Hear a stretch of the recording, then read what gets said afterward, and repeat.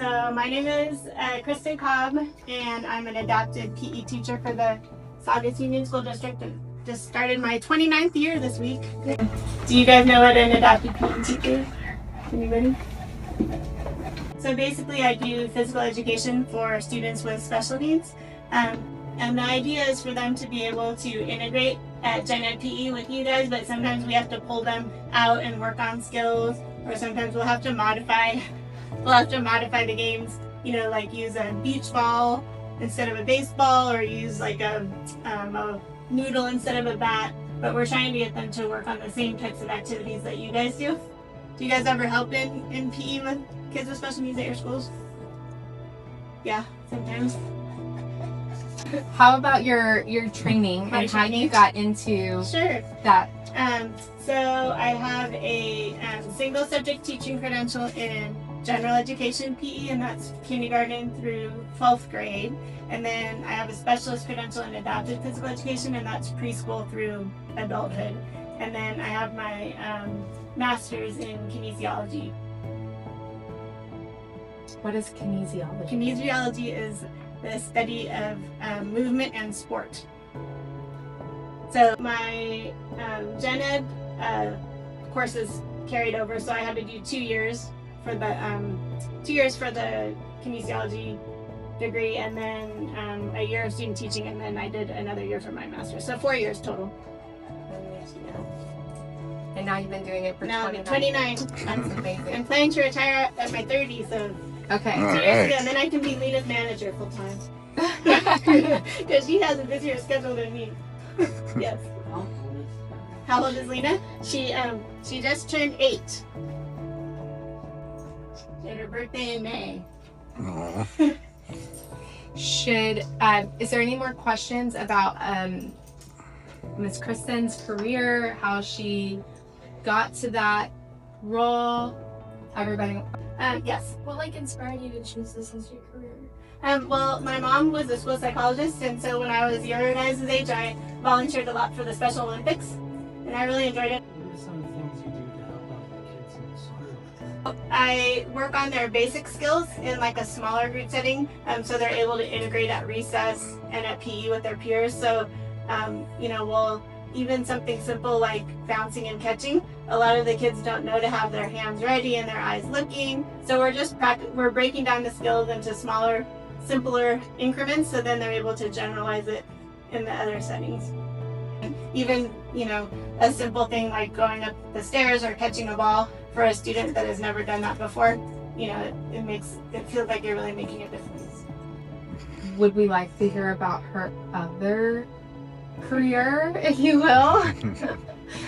Would we like to hear about Lena? So Lena is a certified therapy dog, and she's certified with the Alliance of Therapy Dogs. And there's different types of dogs. So there's a therapy dog, which she is, and then there's a service dog, and then there's an emotional support dog. Do any of you guys know the difference? Mm-mm. No? So a service dog is a dog that works with a person with a disability or like a health condition. And they only work with that person. So like a seeing eye dog or a mobility dog. Medical things could be like a seizure alert dog. And they're a working dog, so they're not like Lena for people to pet. They are, responsible for the care of their person. And they take it's a lot of training to be a service dog.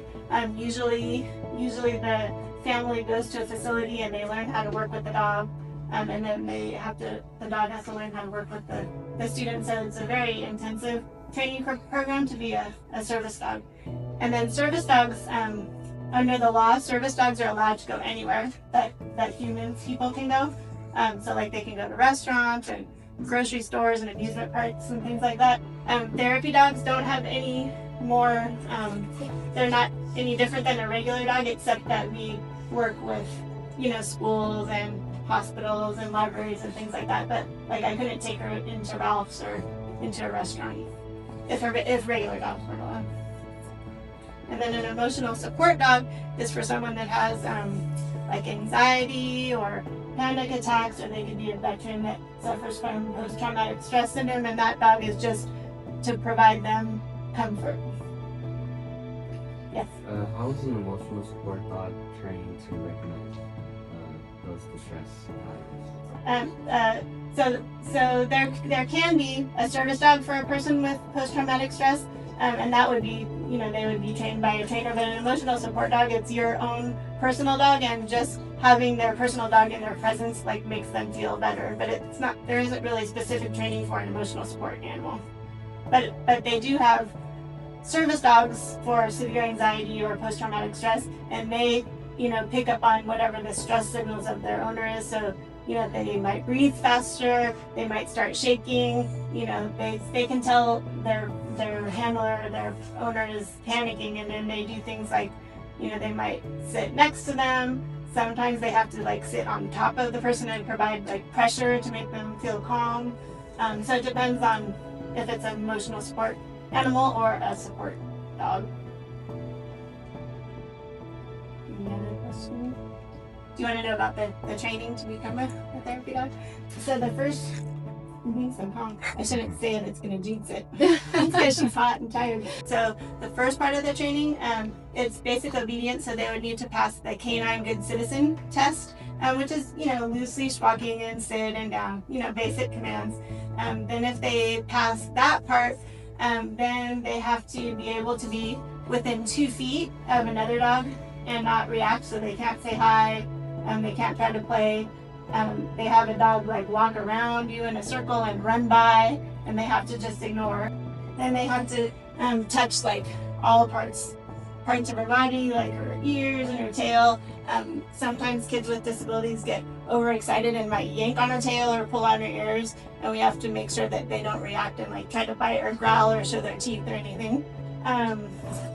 Loose leash walking, which she had a little difficulty with because she's a giant, but you have to be able to walk and change directions and not have them yanking you down the road. And then if you pass all that part, then you do at least 2 supervised visits in a school or a hospital or an assisted living facility to see how they interact with the patients and how you handle the dog. And then if you pass all that part, you're certified, but you have to do a certain number of hours a month and do a physical every year and get your vaccinations and things like that. Any other questions? How did you find yourself in that role as a therapy dog handler? Well, I had a previous dog named Vinny. He was a bull mastiff. So a bull mastiff is half Lena and half like the little bulldog with buck teeth. And he was a rescue. Just my personal dog. But I had a student named Jonathan, and they had a pit bull that was his kind of emotional support animal, and it passed away. And they weren't ready to get a new dog. So he was a former student of mine, and I ended up becoming friendly with his mom. So his mom asked if they could just come over and start visiting with Vinny because he was so sad about his dog dying. And so they started coming over every weekend to visit with Vinny and me, and Vinny was so gentle, and he would sit on his lap, and he had such a calm demeanor. So that was when I pursued Vinny becoming a therapy dog. And then Lena's kind of continued his legacy, so we keep getting bigger. So when we got married, I had a Cocker Spaniel, and then we had a half Lena, half Lab, Georgie boy. He was like 100 pounds, and then Vinny the Bull Mastiff was 130. And do you guys want to guess? Here, you guys want to guess how much she weighs? Yes. 150 pounds. Okay, more. 200 pounds. Less. Oh, we got to guess over here. Less. 160. A little bit more. I got 163. A little bit more. 175. No, in the 160s. One more guess, and I'll tell you. 165. Almost. She's 168. She lost 2 pounds. She's got a trim for us today. Okay. And her neck is 32 inches, which is like a man's pant size. Wow. She's hard to find. Collars, yeah. And no costumes. No. She doesn't really like costumes anyway. That's fair. Her one costume that she's ever been, she wore like a person's ballerina tutu. So now her nickname is Lena Ballerina for the kids. So, And we volunteer at Henry Mayo Hospital. That's where we met. We volunteer at Henry Mayo Hospital every Monday night. And we do room visits, but that's not her favorite. She likes the emergency department the best because there's lots of room and lots of action and lots of kids. So usually every Monday we go to the emergency room. And then she likes the control room because it's cool and there's lots of people to give her attention. And then my mom lives at Oakmont Assisted Living, so we go there. So if you want to pass these around, so alternative or augmentative communication for kids that are nonverbal. She's like, I'm done. For kids that are nonverbal, sometimes they'll have an iPad that has a voice and it will have pictures on it like, I want lunch or I want snack. So there's a device that talks. Some will just use like a chart like this and they can point. I'll pass that around for you guys to see. And then sometimes kids need, PECS, Picture Exchange Communication System. So sometimes they'll have cards like this, like my turn, your turn. You can plan. We'll have to edit out that part. But it's for kids that don't have a voice to be able to express their wants and needs. Do you guys ever see kids at your school that have like an iPad or like a communication device? Yeah. I saw when I was in middle school When you were in an middle school? iPad like that. An iPad like that. And it's good because the kids can bring it with them wherever they go, and then they have it to communicate. Yeah. That's the best part. She did way better than last time. Yeah. It's because she's hot. So